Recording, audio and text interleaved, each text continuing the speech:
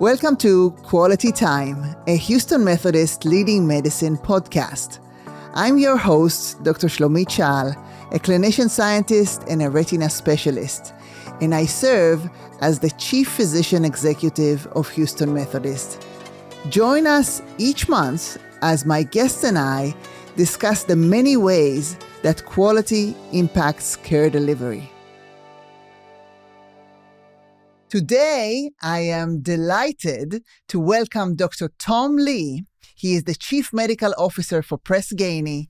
He's also an internist, a cardiologist, and he practices primary care at Brigham and Women's Hospital in Boston. And he is on the faculty at Harvard Medical School and the Harvard T.H. Chan School of Public Health. He is also the editor-in-chief for the New England Journal of Medicine Catalyst. Welcome, Dr. Lee. Thanks so much. I'm really happy to be here. So, Dr. Lee, tell us a little bit about your background. How did you become to be the famous Tom Lee? Well, I do a bunch of things, but they all do fit together. And I would say what they converge on is I want to take good care of my patients. I want my institution to do well. And I want the healthcare system to do well also. And that means providing excellent care with access to everyone. So that means we have to make care efficient as well. So all those things, value-based care, institutional vitality, excellence for individual patients who are right in front of me, it's all the same work. We have to figure out how to do them together. I know you try to do them all as well. And I can't think of better work to do. So I've been working at all of those streams throughout my adult life. This is wonderful. Tell us a little bit about your role as the editor-in-chief of the New England Journal of Medicine Catalyst. What do you do there, and how do you propagate the knowledge that you gain from all these insights all over the country in your role in Press Ganey? Does this collaborate, that this is part of the pieces of the puzzle? And I think it's interesting story, and I'll tell it in a little more length than I might otherwise, because I won't be a bit surprised if you follow a path like this down the road, where if I go back to, like 15 years ago, I was working very hard in the senior executive role for Mass General Brigham. We called it Partners Healthcare then. I was the CEO for the network. And I fell into a working partnership with an academic, Michael Porter from Harvard Business School. And I knew I had things to learn from him about thinking about strategy. And he valued working with someone who really knew patient care and healthcare delivery. And so we started writing things together about, a strategic framework for how to actually improve healthcare. And the articles were long. They were way too long for the New England Journal of Medicine, where I was an associate editor at the time. But we felt like there was value. Like, we wrote this one article that was 11,000 words long instead of 2,500, which is the word limit at New England Journal. Harvard Business Review published that. We felt that Harvard Business Review said, we will never again publish anything that long. You can't, for complex topics, it does take a lot of time and a lot of space. So we thought we needed a place to publish things that would help healthcare move down the road toward being higher value. And so we talked to the New England Journal, and they agreed that they would create something new, an online publication. And it's really different from traditional academics. In the traditional New England Journal, which I love, and I've worked on a great deal over the last 20 years, the New England Journal never wants to be wrong. They want to be sure everything in there has been gone over so carefully, it must be true.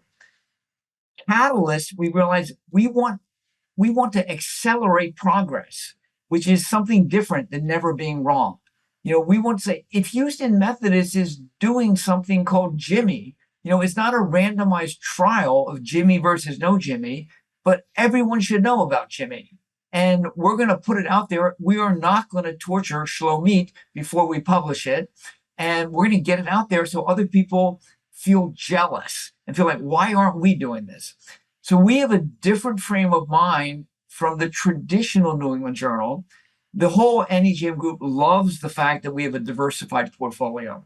So it's all about accelerating progress and trying to accelerate the dissemination of innovation. It feels like fun work and good work. This is fantastic because this is exactly, I think the struggle that we have as physician leaders. We're kind of trained the way the New England Journal of Medicine wants to do stuff. We're trained to never be wrong, follow the guidelines. And yet we find ourselves as physician leaders in an environment that keeps progressing, where you have to try things, new things, and you have to be wrong. So I know you held a webinar about uncertainty recently in your role as the editor of the New England Journal of Medicine Catalyst. And tell me what you learned there. What are the thoughts? It's just this I would say tension between a physician that needs to be right and a physician leader that needs to be comfortable in operating in an environment that is continuously changing.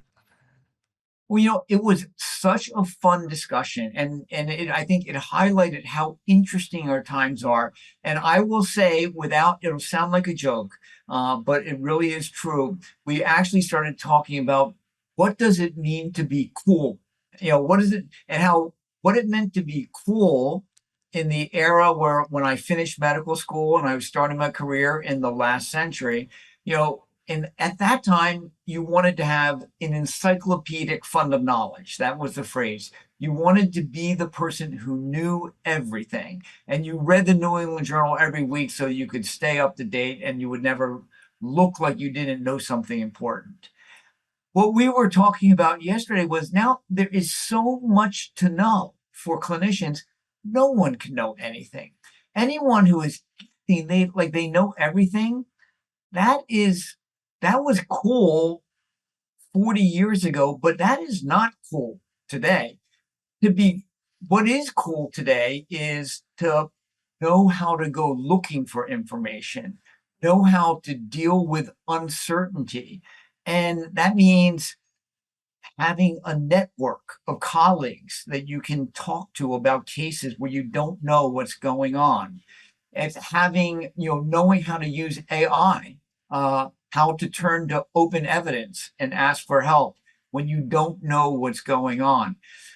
So that was the really fun discussion, how in this day and age today, being cool means knowing how to deal with the uncertainty that is so common when we see patients, and it is very common in our management roles and our leadership roles as well.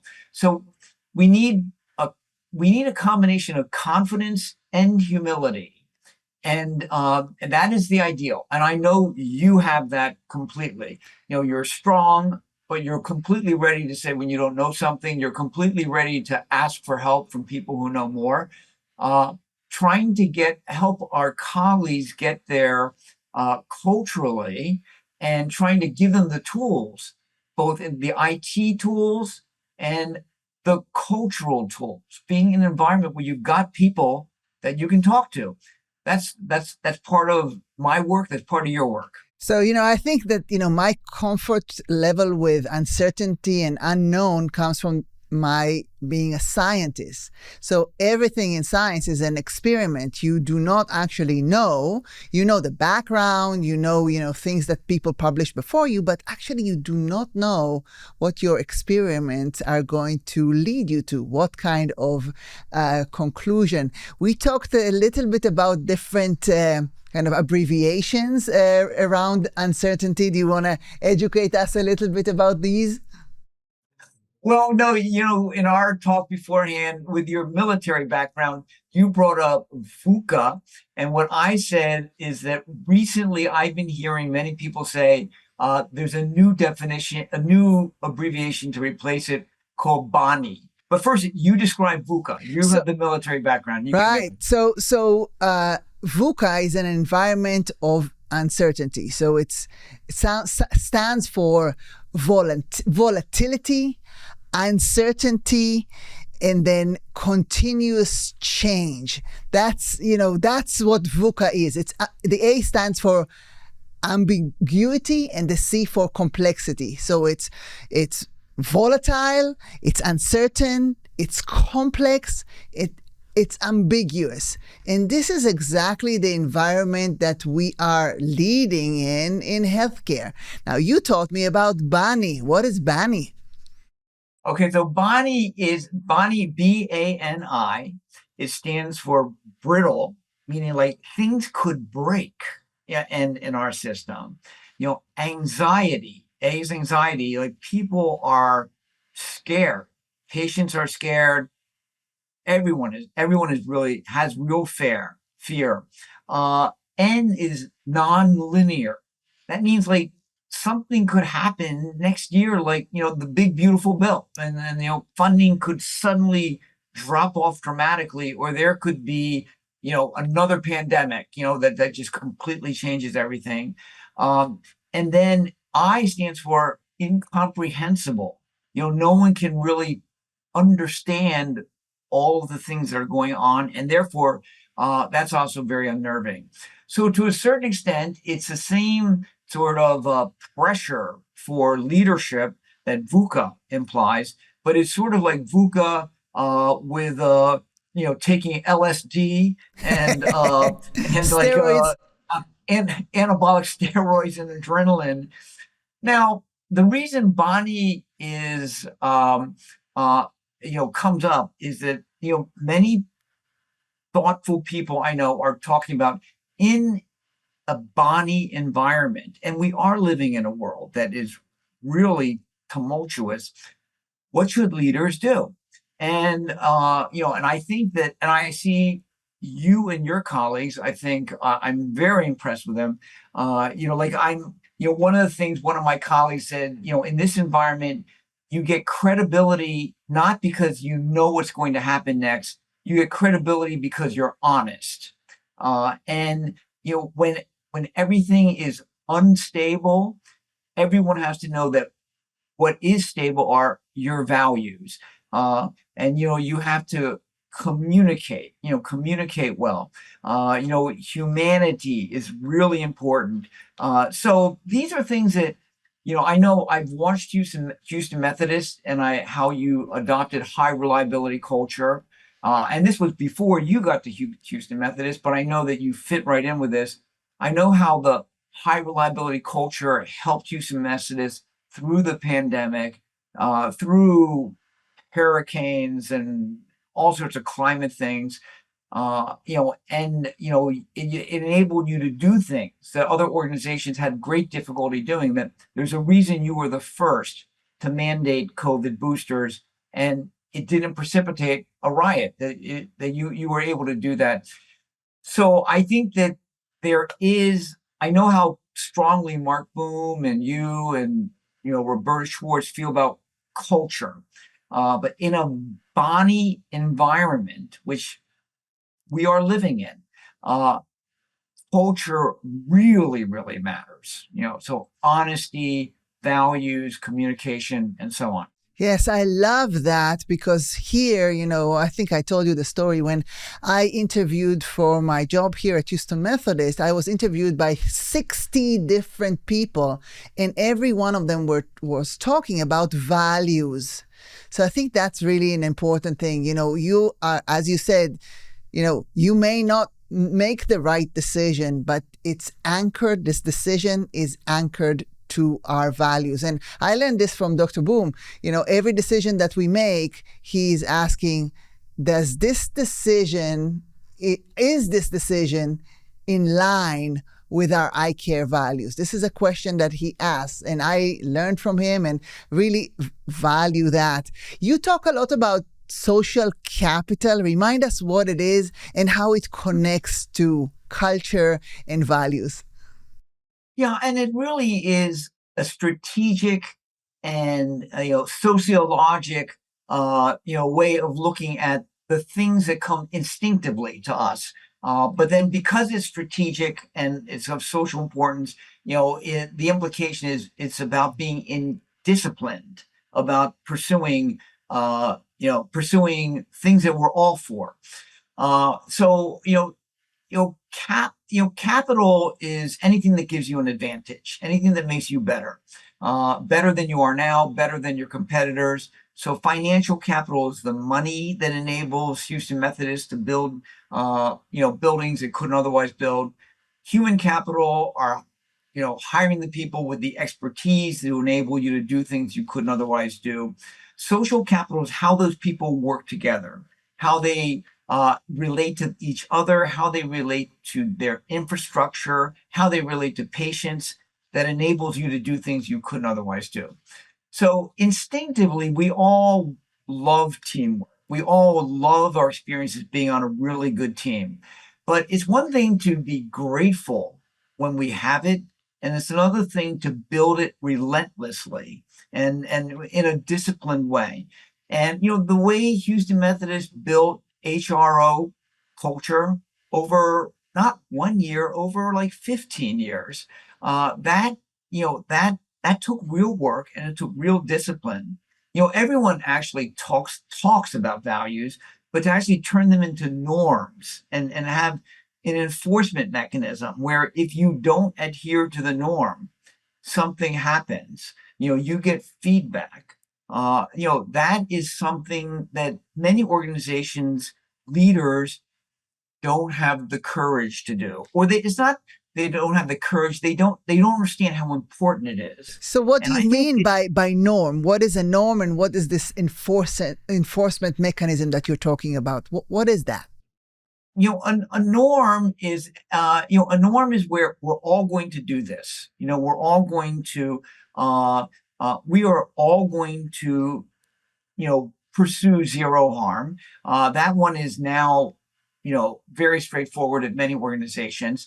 But you hardwire it by we're all going to have huddles, and you are including you. And when you come to the huddle, you've got to speak up.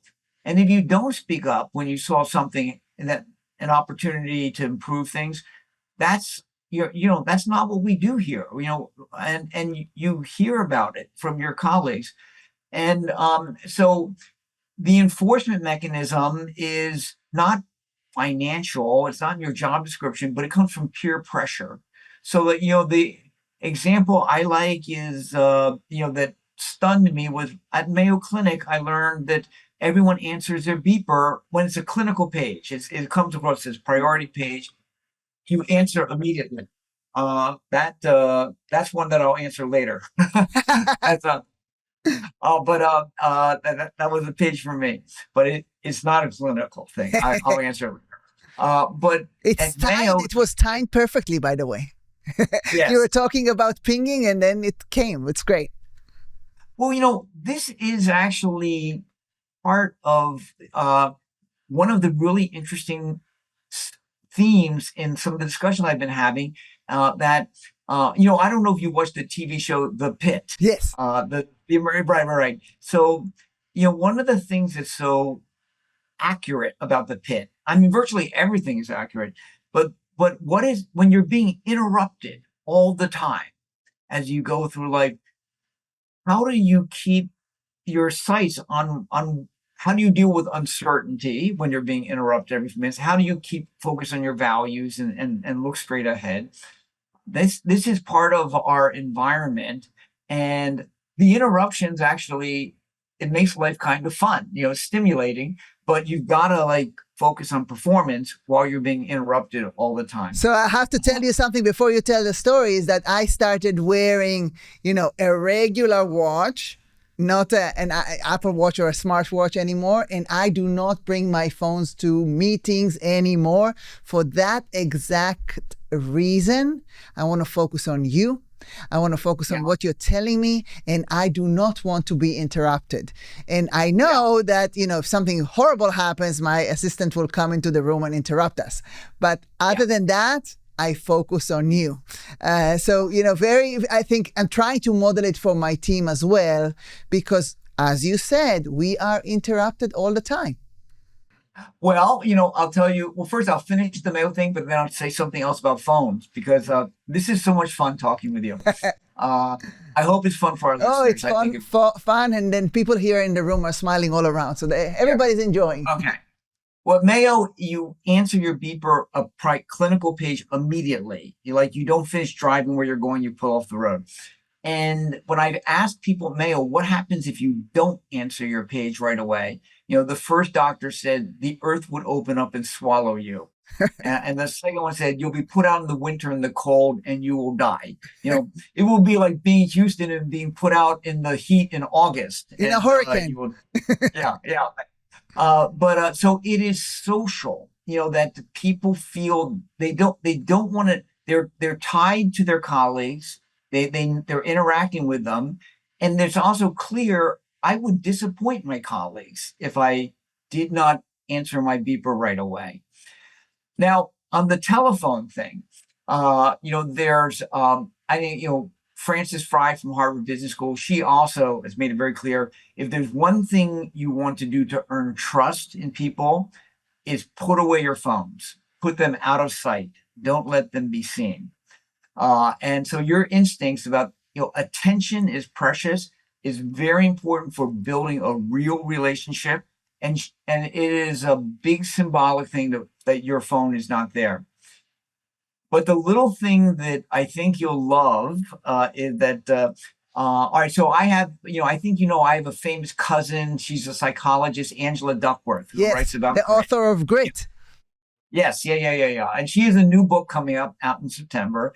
And one thing in the new book, because, I get to read it early, she did this project with students. And she asked them, where do you put your phone while you work? And, level one was it's next to me and it's facing upward and, the sound is on. Level two was it's next to me, but it's turned over and it's put on silent. Level three is like near me within arm's reach, but it's out of sight. Like I put it behind the computer. Level four is it's in the room, but it's not within my reach. And level five is it's in another room. And so she asked each student, where their phone was. And at the end of the year, she looked at their grades. And the grade point average correlated with the distance that the telephone was from them. So that the best students had the phone out of the room. And the students who did the worst were the ones who had it right next to them. Yeah, the interruptions are real and the attention is real. You talked about financial capital, you talked about human capital, you talked about social capital. For capital, there is also currency. And I truly believe that the currency of leadership is attention. And so if I can give my attention, it requires energy. So I try to keep my attention on the things that really matter most. And the people matter most to me. So that's why I keep my phone in a different room. That's why I'm not wearing, any smartwatch, just keeping my attention on the people. Well, all right. So I think that's very important, but I will say, Shlomit, that that's just step one. Because step two is, you have to have real relationships with the network of people. They have to and they have to have relationships with each other. They have to feel like a team. And then you have to you have to have clarity of what the norms are. And you have to structure the interaction so that, we are all going to show up for the huddles and we're all going to make sure that the tiered huddle system works so that if something, do you have a tiered huddle system at Houston Methodist? Yes. I'd be shocked if you didn't. Yes, we did. We actually implemented relatively recently in the past maybe year and a half. And now all our physician organizations, we have huddles everywhere in our clinics all over the Houston with tiers, right? That, things can escalate. But this is relatively new for us. Only recent, year and a half. It's relatively new for everyone. But I will say that, in NEJM Catalyst, we have been disseminating this. I mean, the first place to do it was Intermountain. And this is 2018. And Cleveland Clinic started doing it. And now And Now UMass, it's UMass, I brought it, this idea from UMass, Eric Dixon, the leader, that's how they do things over there, UMass Memorial Health. Yeah. Well, so the fantastic thing about tiered huddles, when you really think about it, is that it hardwires a system where people know if I've got an issue, people are going to hear about it and there's going to be a response. And, as one of my colleagues, Chrissy Daniel, said, it actually creates an environment where people walk around saying, I had a problem and we fixed it. And if you can't fix it at your level, it goes up and it goes so that on the same day, Mark Boom will hear about it. And in Prisma in South Carolina, they actually have a goal that 95% of problems that come up should be addressed the same day. It's incredible. And they actually they track it, and they're at running 96, 97. So that confidence that someone is going to respond, that is, as Deirdre Mylod, my colleague, said, it is the opposite of learned helplessness. It is actually hardwiring group efficacy. So this is social capital, and it's really different. This is what it means. Individuals have to give up some of their individual autonomy so that the group can be flexible enough to deal with the BANI world, where things are just completely unpredictable. This is, I think, what Houston Methodist taught me and many other people, is that the high reliability HRO stuff helps you deal with crisis and uncertainty. This, by extension, social capital helps you deal with the BANI world. In social capital, you said the norms and the enforcement. What is the role of the leader? You talked about, the peers enforcing this culture, if you will, or these norms. But what's the role of a leader in that environment? Well, I think the leader has to be, good in all the ways that we know. They have to articulate the right values. They have to, they have to be trustworthy. And I actually feel that Francis Fry's, simple framework for trust is simple and useful. That's for the listeners. That's FREI, and it's a simple framework. You've got to be authentic. You've got to have empathy, and then you've got to have a plan. You've got to be capable, and she calls it logic. But then you not only have to be those things, you have to be transparent so they know that. You need all three of those things. Like if you're empathetic and you're authentic, but you don't have a plan, people aren't going to trust you. And if you're empathetic, but no one knows you're empathetic, they're not going to trust you. But I feel that, all right, so the leader is very, very important, but where the real action is do the managers and all the way down to frontline managers, do they get it? Do they get what I've been saying is they should be like the CFO for social capital and have the same intensity and discipline as the CFO does for money, for building teamwork and respect and connections, enforcing the norms, in their groups at the front line. And I heard you say that, when I was listening to your talks, and I wanted to ask, how do we make sure, because the manager's level in the organization is pretty far away from senior leaders, but how do we make sure that managers get it, that managers do it? Because I completely agree with you. These are the people that have the, widest influence in numbers and in contact with our team members, our frontline team members. So how do we make sure that the managers get it? Yeah, well, I think it's work, and I can tell you there are many systems with terrific leaders in the C-suite, and they have a good team in the C-suite. They're very close with each other, and the next layer down is very much in tune with them. But then after that, it's the Wild West, and it's, it is the bar scene in Star Wars where everyone is like, a completely different and so on. And in those organizations, you will often see the frontline people admire the senior leaders, but they don't feel that good about the person that they're reporting to, and so on. There are other syndromes where people feel relatively good about their managers, but they do not trust the senior leaders. I think the way you do it is you measure, you look at data. This isn't a Press Ganey sales pitch. This is common sense, I think. And there is, every organization should be looking at their social fabric and see where they're weaker. And because everyone's got a fabric, and the fabric is, Houston Methodist has multiple sites. It's not going to be strong everywhere in every site. And that is so looking for where trust is vulnerable, teamwork is, safety culture, the ability of people to speak up.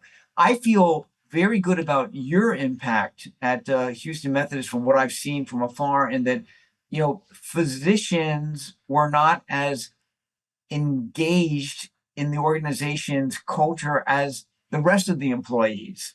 And that was, even though it wasn't terrible, my take from afar is that you were part of bringing you in, and the work you've led has, the fabric was not as strong for physicians. Now it's very strong. Yes, and I love that fabric, kind of a metaphor of, there are things that interact with each other, and we cannot be strong everywhere, but we need to know the weakest points, or where we are vulnerable, or where the fabric, maybe there's a hole forming in the fabric, and why don't we identify it and then get to it? Dr. Lee, it's wonderful to talk to you. You're so smart and inspiring. And I do want to ask you the last question that I ask all my guests here in this podcast, which is, what does quality mean to you? Well, I will say that if I'm doing things which impress my 3 daughters, and my wife, that means I'm on the right track. And I can tell you that when my oldest daughter became an intern at the Brigham, at where I see my patients, and my wife is a doctor at the Brigham too. And one night, after she had seen some of my patients as a walk-in, she emailed my wife and said, "Mommy, Daddy's notes are kind of short." And after that, oh my God, the quality of my notes instantly got better. So and then I started saying, the goal isn't to treat everyone like they're a member of your family. The goal was to treat everyone as if a member of your family was watching you. So that was my cute little joke related to my daughter coming in, but I do think it is related to social capital. Like, if you really have good relationships with your colleagues and you don't want to disappoint them, you're going to be on the right track.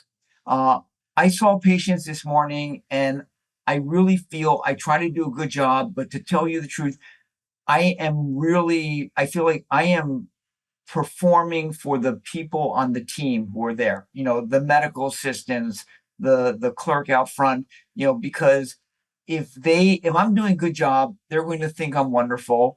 If I'm not doing a good job, they will feel it, and they will know it. And so to a certain extent, if my colleagues feel like care is good, we're on the right track. Fantastic. And I absolutely love the fact that every time I ask the question, everyone answers in a different way. You have 3 daughters, I have 4 daughters, so even more pressure to perform and impress. But this idea is that somebody is watching. And that's why, by the way, I love academic medicine, because a lot of times we are not alone in the room with the patient. There's somebody, usually younger, representing the next generation and the future of medicine, watching us. And that encourages us to become better. So I love that. Thank you, Dr. Lee. You've been a fantastic, fascinating conversation. Thank you. And I look forward to much, much more for many years to come. And thank you for listening. So that you never miss an episode, subscribe to Quality Time. New episodes will download to your podcast device. I appreciate your support. Thank you, and until next time, I am always listening.